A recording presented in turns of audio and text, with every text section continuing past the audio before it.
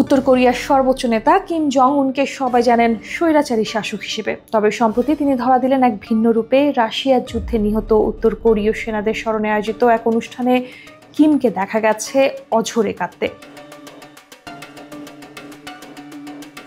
1 জুলাই সংবাদ মাধ্যম দ্য টেলিগ্রাফের বরাতে ইয়াহু নিউজের এক প্রতিবেদনে তথ্য জানানো হয়েছে।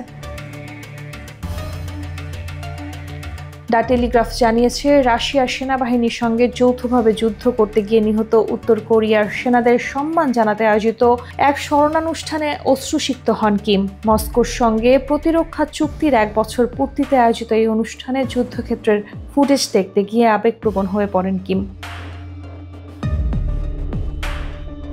উত্তর কোরিয়ার রাষ্ট্রীয় টেলিভিশনে সম্প্রচারিত ফুটেজে দেখা গেছে কিম কফিনে হাত রেখে হাঁটু গেড়ে বসে রয়েছেন। ভিডিওতে কফিনগুলো উত্তর কোরিয়ার পতাকায় মোড়ানো দেখা গেছে। এ সময় তার চোখ অশ্রু সজল এবং দ্রুত নিঃশ্বাস নিচ্ছিলেন তিনি।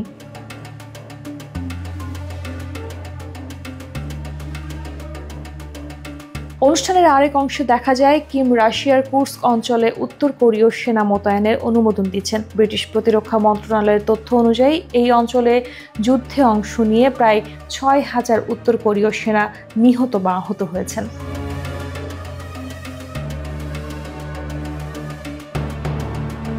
এর আগে দক্ষিণ কোরিয়ার গোয়েন্দা সংস্থা জানায়, গত বছর অক্টোবরের মাঝামাঝি সময়ে নৌবাহিনীর মাধ্যমে 1500 স্পেশাল অপারেশন সেনাকে রাশিয়ার ভ্লাদিভস্তকে পাঠানো হয়েছিল। ধারণা করা হচ্ছে শিগগিরই আরও সেনা পাঠানো হবে, যা উত্তর কোরিয়া ও পশ্চিম বিশ্বে উত্তেজনা বাড়াতে পারে।